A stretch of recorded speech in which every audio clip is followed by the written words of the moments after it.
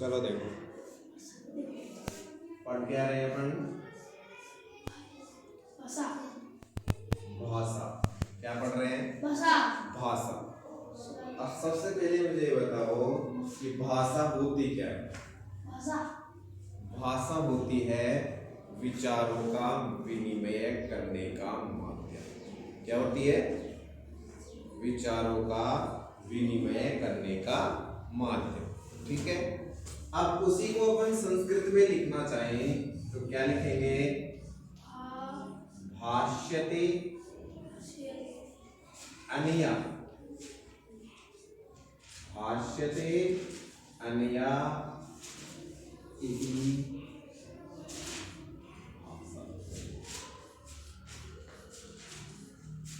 भाष्यते अनया इति भाषा। मतलब भाष्यते का अर्थ क्या हो गया? जो बोली जाती है। क्या की जाती है? जो बोली जाती है। बोली जाती है मतलब उच्चारण की जाती है, वादन की जाती है। ठीक है।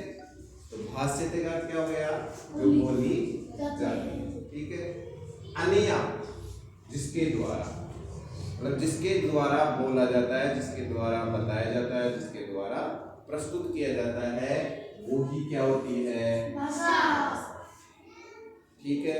हिंदी में अपन ने देख लिया कि भाषा क्या होती है? विचारों को विनिमय करने का माध्यम। मतलब किसका माध्यम? विचार, जो भी अपने अंदर विचार है ना, उन्हीं को व्यक्त करते हैं, एक दूसरे के समक्ष प्रस्तुत करते हैं, तो वो क्या होती है? भाषा होती है। ठीक है। अब देखो भाषा कितने रूपों में हो सकती है? एक पहला रूप ध्वनि। पहला रूप ध्वनि रूप। अब ध्वनि का मतलब क्या हो गया? अब मैं अपने विचार ही तो आपके सामने प्रस्तुत कर रहा हूं, तो वो तो क्या हो गया? ध्वनि रूप। दूसरा रूप क्या हो गया है? लिपि रूप। कौन सा रूप? लिपि। अब लिपि कौन सा आ गया? लिपि का मतलब अब जो अपन लिख रहे हैं वो कौन सी लिपि में लिख रहे हैं? देवनागरी। कौन सी लिपि में? देवनागरी। इस लिपि का नाम क्या है? देवनागरी लिपि। ठीक है। अब बात करते हैं तीसरे रूप के। भाषा के कितने रूप हैं?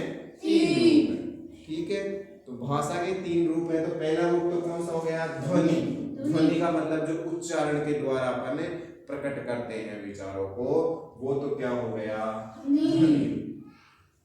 दूसरा आता है जो लिखित में हम क्या करते हैं? लिखते हैं, वो कौन सा रूप हो गया? लिपि।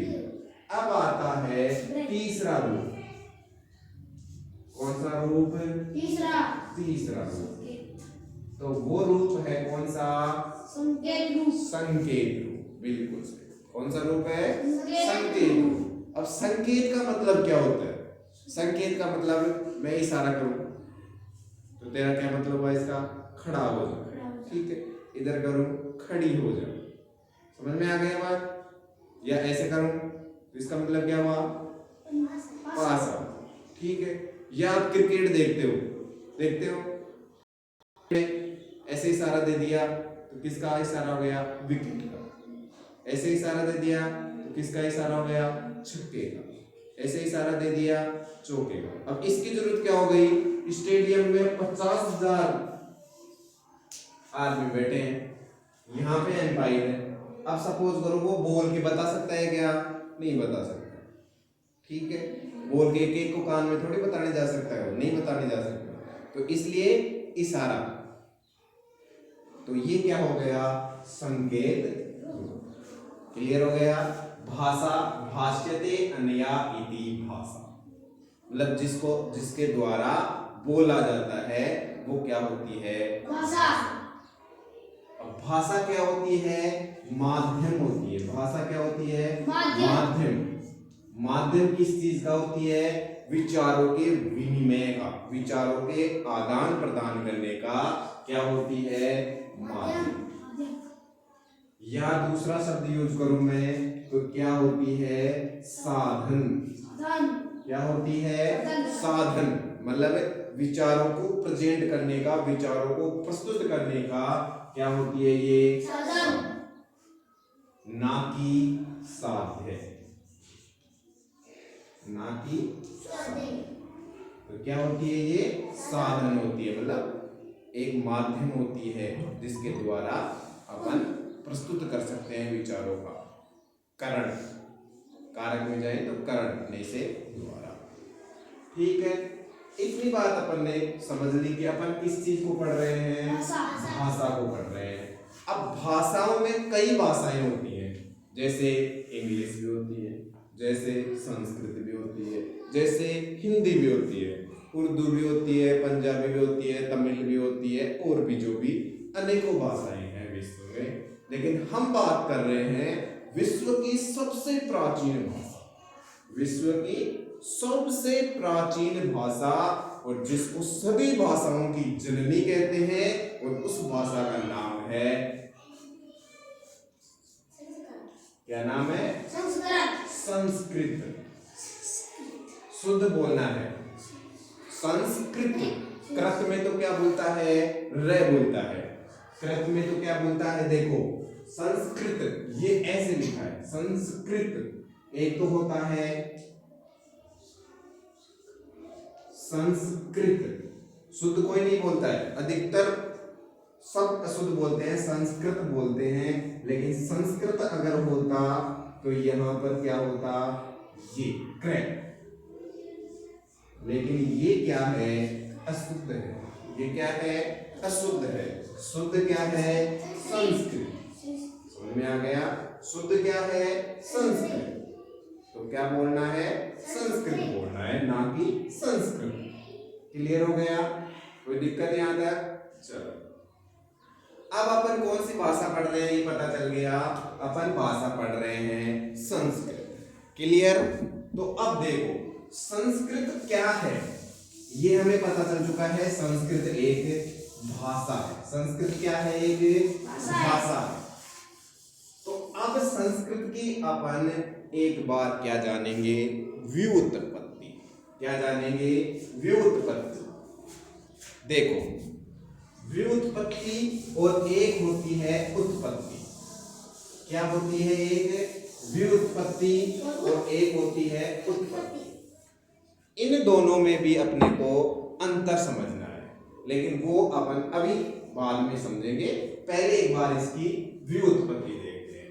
तो संस्कृत की व्युत्पत्ति होगी सम उपसर्ग। कौन सा उपसर्ग? सम उपसर्ग।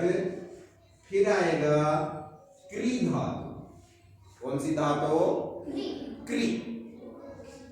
सम उपसर्ग, क्री धातु और कत प्रत्यय। क्लियर?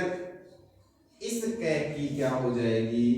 एक संज्ञा हो जाएगी, और तस्य लोप है, एक सूत्र होता है, उससे क्या हो गई? इसकी लोप हो गया, संज्ञक वर्ण, तस्य लोप है।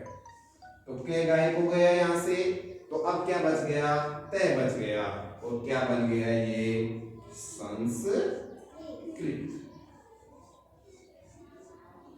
इतनी बात समझ में आ गई? क्या बन गया? संस्कृत। तो अपन भाषा पढ़ रहे हैं, और भाषा में भी क्या पढ़ रहे हैं? कौन सी भाषा पढ़ रहे हैं? संस्कृत भाषा पढ़ रहे हैं। अब संस्कृत भाषा में भी किसी भी भाषा को जानने के लिए अपने को किस चीज की जरूरत पड़ती है? पता है आपको? वो है व्याकरण। क्या है? व्याकरण। मतलब किसी भी भाषा को पढ़ने के लिए हमें जिसकी आवश्यकता होती है वो होती है व्याकरण। अगर व्याकरण का ज्ञान नहीं है तो हम उस भाषा को नहीं सीख सकते शुद्ध रूप में। किस रूप में? शुद्ध रूप में। क्लियर है इतनी बात? जिस भाषा का व्याकरण नहीं होता है उस भाषा का विनाश हो जाता है। अगर संस्कृत भाषा का भी व्याकरण नहीं होता तो आज तक संस्कृत विनष्ट हो चुकी होती। जिस जिस भाषा का व्याकरण नहीं होता है उसमें क्या होता है, जैसे कोई शब्द है राम, अब उसको कोई कहेगा राम लिया, कोई कहेगा रामू, कोई कहेगा और। तो अब अपने को पता कैसे चलेगा कि ये शुद्ध है, ये शुद्ध है या ये शुद्ध है। तो इस शुद्धता को जानने के लिए हमें किस चीज की जरूरत पड़ती है, व्याकरण। अगर ये व्याकरण नहीं होगी तो हम किसी भी शब्द को शुद्ध नहीं जान सकते। सुमित्रा शब्द है, ठीक है, अब इसका अपने को कैसे पता चलेगा कि ये शुद्ध है या अशुद्ध है।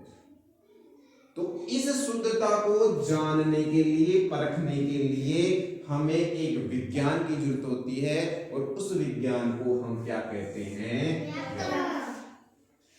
समझ में आ गई बात। अब देखो, अब अपन संस्कृत की जिस प्रकार से व्युत्पत्ति देखे उसी प्रकार से किसकी व्युत्पत्ति देखेंगे, व्याकरण की। किसकी उत्पत्ति देखेंगे, व्याकरण। अब देखो, व्याकरण में होता है वी और आंग उपसर्ग। कौन सा उपसर्ग, वी और आंग। कौन सा उपसर्ग, वी और आंग, वी और आंग। देखो, ये तो हो गया वी, कौन सा उपसर्ग, वी, और ये हो गया आंग।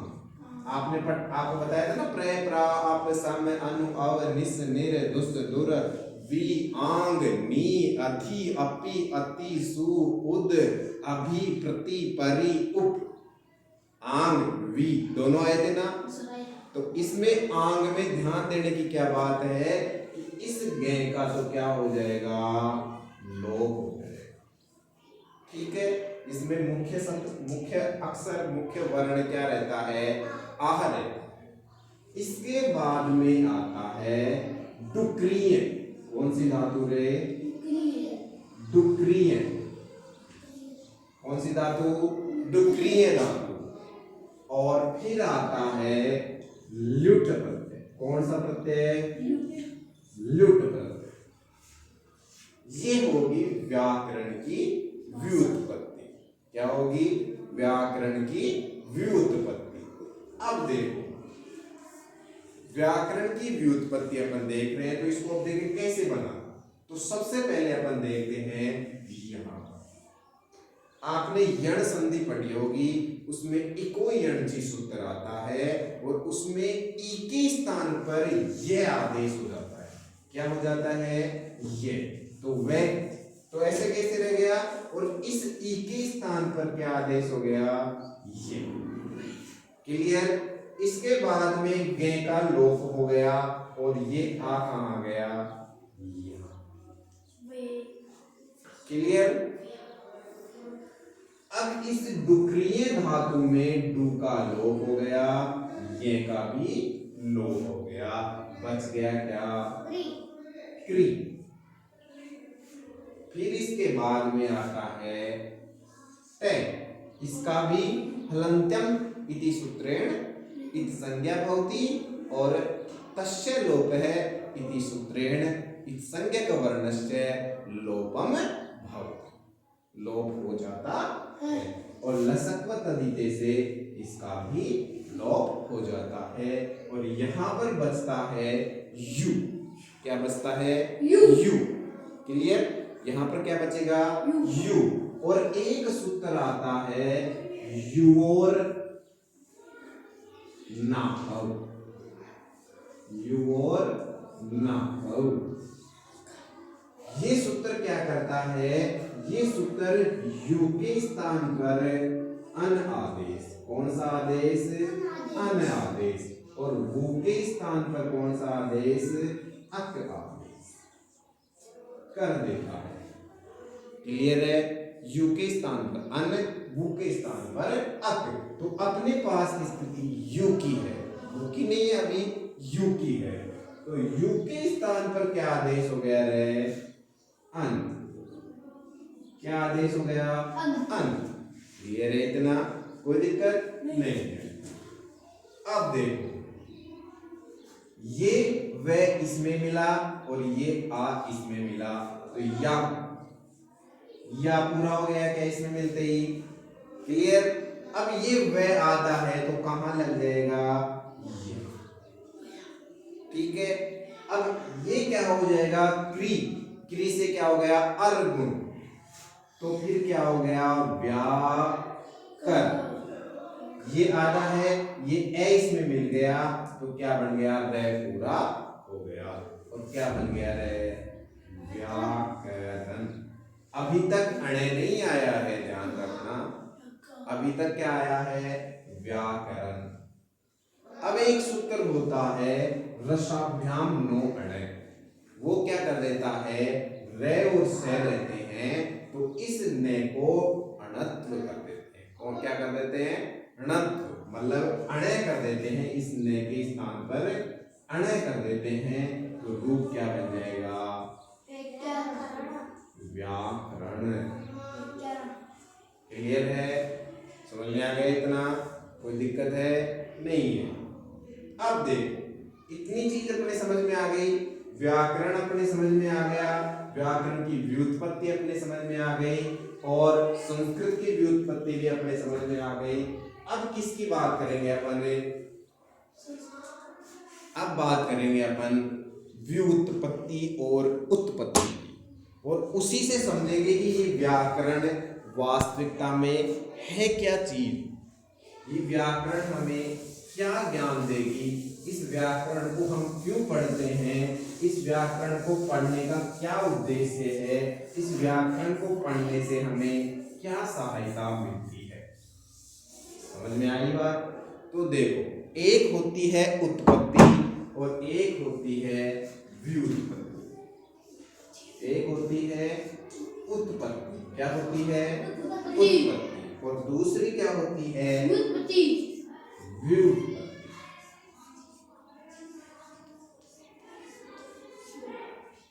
क्लियर?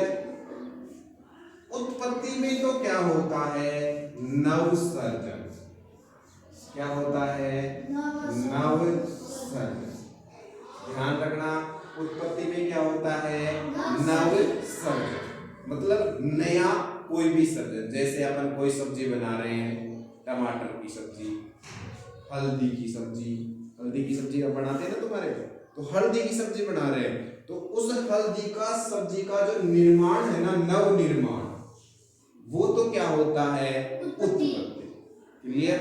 लेकिन जो नई सब्जी बनी है ना, वो किस तरीके से बनी है, वो तरीका, वो क्या होता है? व्युत्पत्ति होती है। वो क्या होती है? व्युत्पत्ति। मतलब सब्जी का निर्माण, सब्जी का पकाया, जो भी अपन ने बनाया, वो किस तरीके से बनी, वो क्या होती है? व्युत्पत्ति। समझ में आ गई बात? उत्पत्ति में नव सर्जन होगा और व्युत्पत्ति में नव सर्जित वस्तु, नव सर्जित विषय वस्तु किस प्रकार से बनी, उसको हम जानते हैं। तो अब देखो व्याकरण हमें क्या बताएगी? हमें बताएगी शब्दों को किस तरीके से बनाया गया। व्याकरण शब्दों का निर्माण नहीं करेगी, व्याकरण शब्दों का निर्माण नहीं करेगी, व्याकरण शब्द बने कैसे, इसका उत्तर हमें देगी। समझ में आ गई?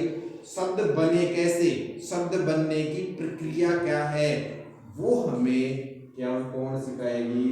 व्याकरण। भाषा देखो, संस्कृत भाषा पहले से विद्यमान थी। हम बात करें पाणिनि महोदय की अगर हम बात करें, जिसने अष्टाध्यायी लिखा था, हम इस संदर्भ में अगर बात करें तो मैं बताना चाहूंगा आपको कि जब पाणिनि ने लिखा, जब पाणिनि ने अष्टाध्यायी लिखी, उससे पहले भी क्या थे? शब्द थे, जो शब्द यहाँ पर अष्टाध्यायी में इन्होंने लिखे वो शब्द पहले विद्यमान थे, लेकिन क्या हुआ जब शुरुआत में शब्द आए तो धीरे धीरे उनका विकृत रूप भी समाज में विद्यमान होने लगा।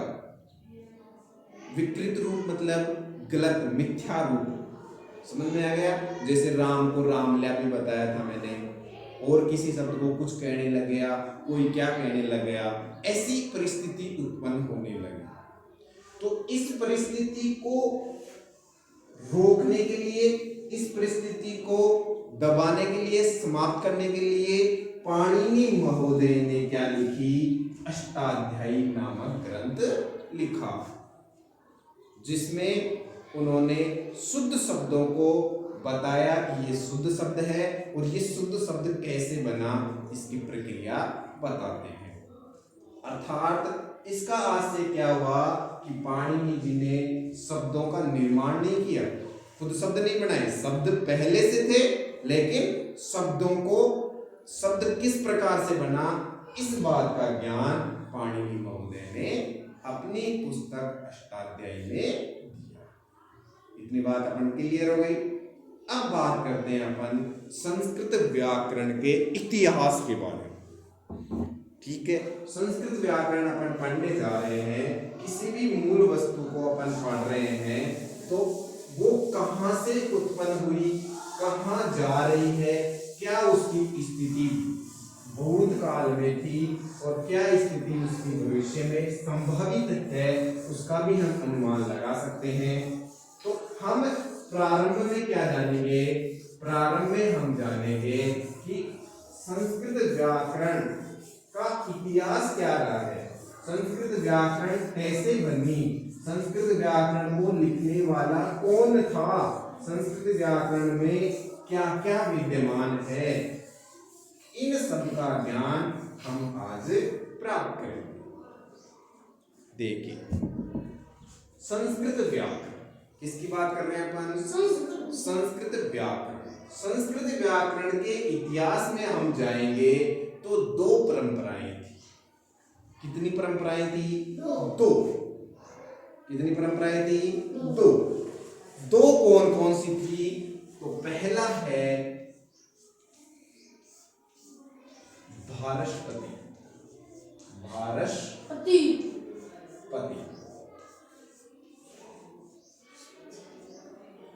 परंपरा।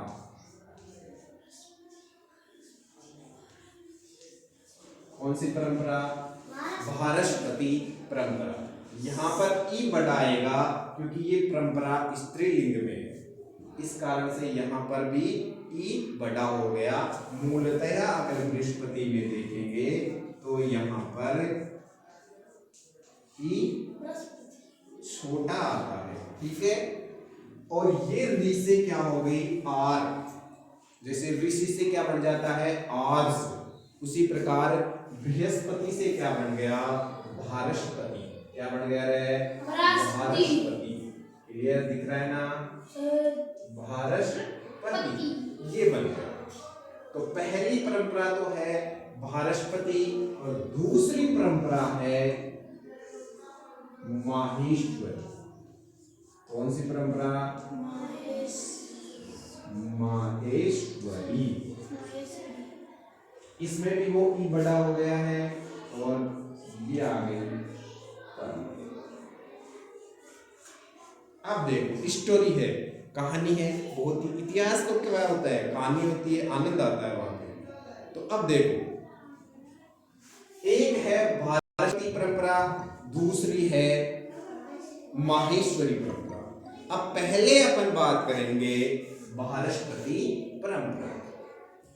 तो भारशपति परंपरा में सबसे पहले सृष्टि की रचयिता कौन थे? ब्रह्मा जी। कौन थे? ब्रह्मा जी। हमने खूब नाम सुना है ब्रह्मा जी, विष्णु जी, महेश जी। तीन ही तो देव, त्रिदेव, ब्रह्मा विष्णु महेश। तो सृष्टि की रचयिता किसको माना जाता है? ब्रह्मा जी को। किसको माना जाता है? ब्रह्मा जी को। ठीक है, ब्रह्मा जी ने संस्कृत व्याकरण का ज्ञान किसको दिया? देवों के गुरु, जिनको क्या कहा जाता है? देवताओं के गुरु, और उनका नाम है बृहस्पति। क्या नाम है? गुरु बृहस्पति। और इन्हीं के नाम से बृहस्पतिवार भी आता है, जानते हो ना? सोमवार, बुधवार, बृहस्पतिवार आता है ना। और उसी को बृहस्पति को अपन क्या कहते हैं? गुरुवार कहते हैं ना। तो बृहस्पति को ही गुरुवार क्यों कहा? क्योंकि बृहस्पति कौन थे? गुरु थे। किनके गुरु थे? देवताओं के। क्लियर हो गया इतनी बात? ठीक है, आगे बृहस्पति ने यही ज्ञान देवताओं के जो प्रमुख थे, मतलब देवताओं के जो राजा कह सकते हैं, जिनको अपन कौन थे? इंद्र देवता। कौन थे? इंद्र देवता। इनको इन्होंने ज्ञान दिया। बृहस्पति जी ने किसको ज्ञान दिया? इंद्र को। ठीक है, इंद्र जी ने फिर ज्ञान दिया अग्नि, किसको दिया? अग्नि देवता। अग्नि को भी क्या मानते हैं अपन? देवता। रुद्र, किसको? रुद्र। और किसको दिया रे? वायु। वायु जानते हो ना? वायु जो ये अपने आकाश में विचरण है, तो उसको भी अपन क्या मानते हैं? वायु देवता। उनको क्या मानते हैं? वायु देवता। और इसके अलावा ज्ञान दिया वरुण देव। बिल्कुल। तो ब्रह्मा जी ने बृहस्पति को, बृहस्पति ने इंद्र को, और इंद्र ने इन सबको व्याकरण का ज्ञान दिया। समझ में आ गई इतनी बात? कोई दिक्कत है? यहां तक कोई दिक्कत नहीं होगी। ठीक है। अब एक जगह, एक पुस्तक में हमें यह भी प्राप्त होता है कि इंद्र ने किसको ज्ञान दिया? भारद्वाज। कौन सा ऋषि? भारद्वाज ऋषि। भारद्वाज ऋषि को ज्ञान दिया। इनको नहीं दिया, बल्कि किसको दिया? भारद्वाज ऋषि को दिया। और भारद्वाज ऋषि ने पूरे विश्व को यह ज्ञान दिया। क्लियर?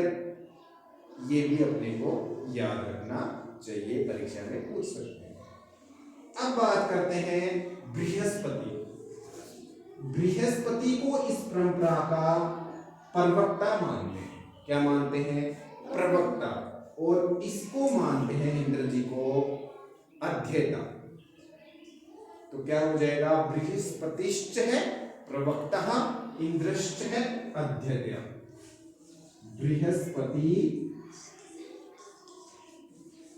बृहस्पतिश्च प्रवक्ता और इंद्रश्च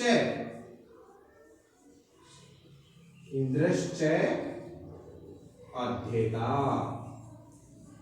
मतलब इस परंपरा में प्रवक्ता माना जा रहा है। ये क्वेश्चन आ सकता है, अध्येता कौन है?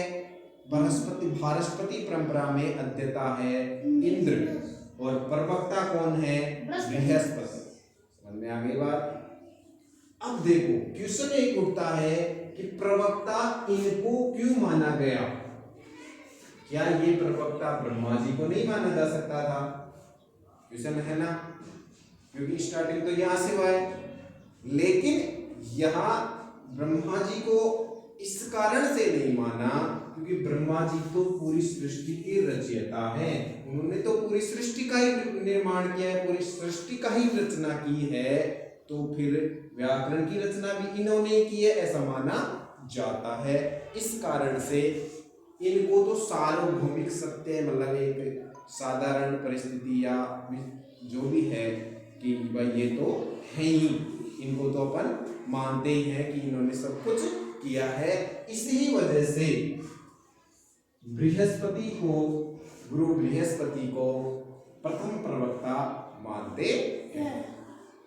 और प्रथम अध्येता इंद्र को मानते हैं। प्रथम, बाद में तो अपन भी पढ़ रहे हैं, अपन भी अध्येता हैं। और इनको अपन वैयाकरण भी कह सकते हैं।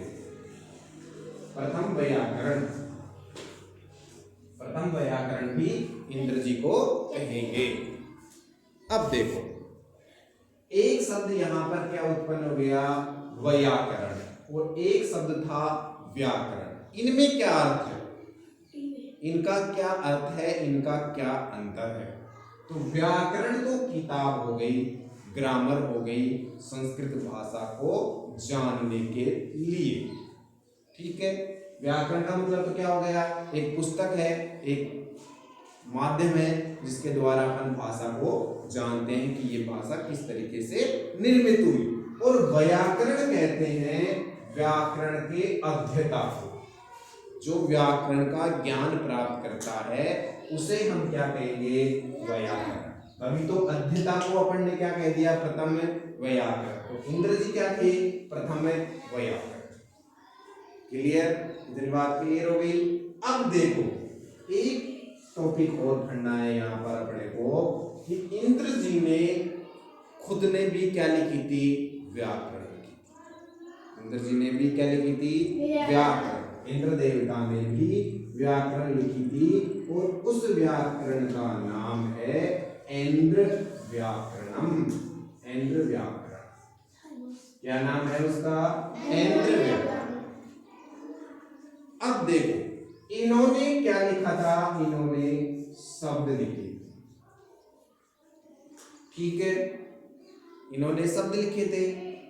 अब देखो, इंद्र व्याकरण पाणिनि जी की जो अष्टाध्यायी है उससे कितना गुना है, 25 गुना। मतलब पाणिनि जी की व्याकरण में 3978 सूत्र माने जाते हैं, तो उसका 25 गुना, तो 4000 माने लगभग, तो कितना हो गया, 25 चौक 100, मतलब 1,00,000। कितना, 1,00,000 सूत्र पाणिनि जी के व्याकरण में माने इंद्र व्याकरण में माने जाते हैं। पाणिनि जी के तो 3978 हैं, अभी पढ़ेंगे इसको तो विस्तृत रूप से, लेकिन अभी अपन किसकी बात कर रहे हैं, इंद्र व्याकरण की, जिसमें 1,00,000, लगभग 1,00,000 सूत्र थे। ये एक बहुत बड़ा व्याकरण था। और इसी को, इंद्र व्याकरण को प्रथम सहविभाग व्याकरण माना जाता है। कौन सा व्याकरण माना जाता है, प्रथम सहविभाग व्याकरण। अब देखो, इस सहविभाग व्याकरण का